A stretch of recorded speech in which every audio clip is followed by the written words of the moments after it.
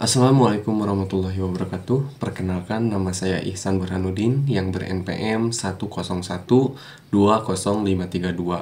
Di sini saya akan mempresentasikan mengenai pengenalan tentang sistem hukum bisnis di Indonesia untuk memenuhi salah satu syarat tugas evaluasi akhir semester 7 ini. Nah, baik, selamat pagi semuanya. Dalam dunia bisnis yang berkembang pesat, pemahaman terhadap hukum menjadi kunci utama untuk memastikan kelangsungan dan kesuksesan perusahaan. Indonesia sebagai salah satu negara dengan ekonomi terbesar di Asia Tenggara memiliki kerangka hukum bisnis yang dinamis dan terus berkembang. Hari ini kita akan memulai perjalanan kita dalam memahami esensi dari hukum bisnis di Indonesia. Dari hukum bisnis di Indonesia, dari perjanjian bisnis hingga perlindungan hak kekayaan intelektual, setiap langkah kita dalam dunia bisnis dipengaruhi oleh kebijakan dan regulasi yang telah ditetapkan. Nah, pentingnya pemahaman terhadap hukum bisnis tidak hanya untuk kepatuhan, tetapi juga sebagai alat strategis untuk menciptakan nilai tambah dan memitigasi resiko. Oleh karena itu, melalui presentasi ini, kita akan menjelajahi titik-titik kunci dalam kerangka hukum bisnis. Mari kita bersama-sama membuka lembaran baru dan memahami peran penting hukum dalam membentuk peta jalan perusahaan kita. Terima kasih atas kesempatan ini dan mari kita mulai petualangan pengetahuan hukum bisnis kita. Nah, baik, di sini pengenalan tentang sistem hukum bisnis di Indonesia. Sistem hukum bisnis di Indonesia mencakup serangkaian peraturan yang mengatur aktivitas bisnis di negara tersebut. Ini mencakup proses pembentukan perjanjian, perlindungan hukum, lembaga hukum terkait, serta tantangan dan perkembangan terkini dalam hukum bisnis. Next, selanjutnya peraturan hukum yang mengatur bisnis di Indonesia. Yang pertama, peraturan bisnis tertulis. Indonesia memiliki sejumlah peraturan tertulis yang mengatur bisnis, termasuk hukum ketenagakerjaan, hukum pajak, serta peraturan terkait bisnis spesifik. Yang kedua, peraturan bisnis tidak tertulis. Selain peraturan tertulis, ada juga praktek bisnis yang diatur oleh peraturan tidak tertulis. Apa contohnya? Seperti etika bisnis dan konvensi industri. Oke, next. Struktur hukum bisnis di Indonesia. Hukum bisnis di Indonesia yang pertama meliputi hukum kontrak, hukum perusahaan, serta hukum kekayaan intelektual yang bersama-sama membentuk struktur hukum bisnis yang komprehensif. Yang kedua, hukum pajak dan ketenagakerjaan merupakan bagian integral dari struktur hukum bisnis yang mempengaruhi operasi dan keputusan bisnis.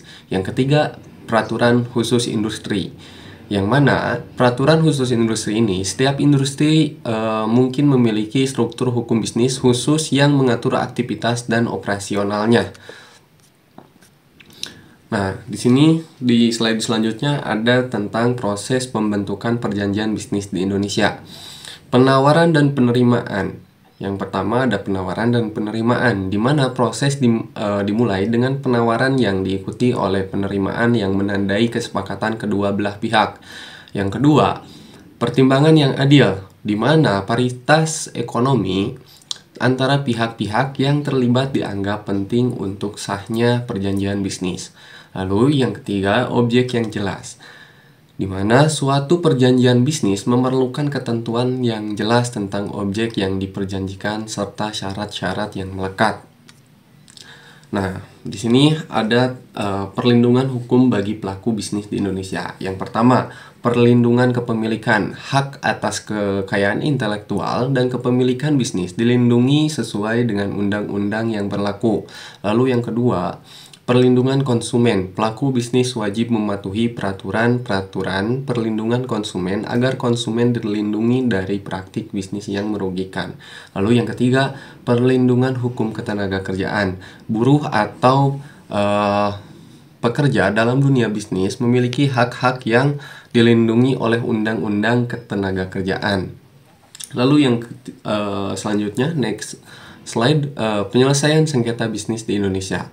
Mediasi, yang pertama mediasi. Salah satu metode alternatif yang populer untuk menyelesaikan sengketa bisnis di Indonesia adalah melalui mediasi yang mendorong penyelesaian damai. Lalu yang kedua ada penyelesaian sengketa arbitrase, di mana umumnya diatur oleh undang-undang dan digunakan dalam kasus-kasus sengketa bisnis yang kompleks. Nah, apa sih peran lembaga hukum dalam bisnis di Indonesia itu? Yang pertama, peran lembaga hukum dalam bisnis di Indonesia. Peran pengadilan memiliki peran penting dalam menegakkan hukum bisnis dan memastikan keadilan dalam penyelesaian sengketa bisnis.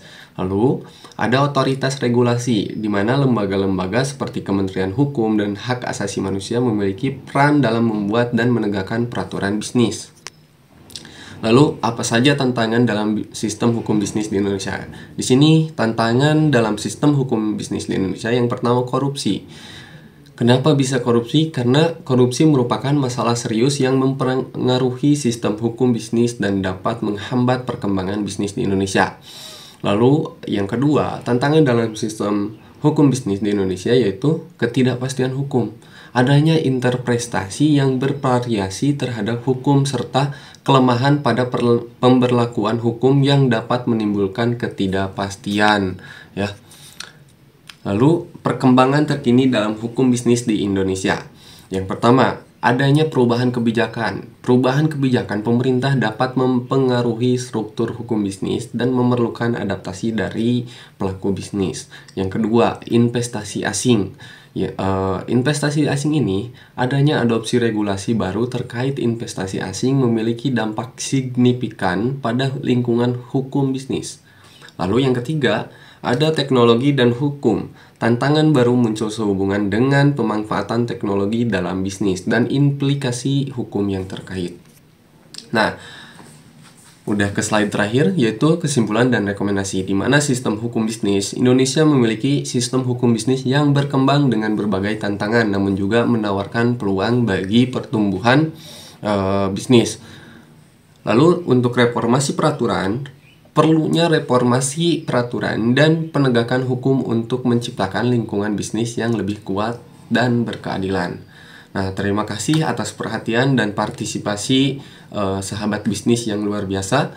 Dalam penutupan presentasi ini, mari kita simpulkan bahwa pemahaman mendalam terhadap hukum bisnis di Indonesia tidak hanya sekedar tanggung jawab, tetapi juga kunci strategis dalam merancang langkah-langkah bisnis yang berkelanjutan. Nah, sebagai pengusaha, kita memiliki tanggung jawab untuk terus belajar dan beradaptasi dengan perubahan regulasi. Dengan begitu juga kita dapat mengoptimalkan potensi pertumbuhan bisnis kita. Dan bersama-sama menghadapi tantangan yang mungkin muncul di masa depan, jangan ragu untuk bertanya atau berbagi pandangan seputar hukum bisnis di Indonesia. Mari kita jadikan pengetahuan ini sebagai pendorong kesuksesan dan keberlanjutan bisnis kita. Sekali lagi terima kasih atas waktu dan partisipasinya. Sukses selalu dalam petualangan bisnis kita. Terima kasih. Assalamualaikum warahmatullahi wabarakatuh.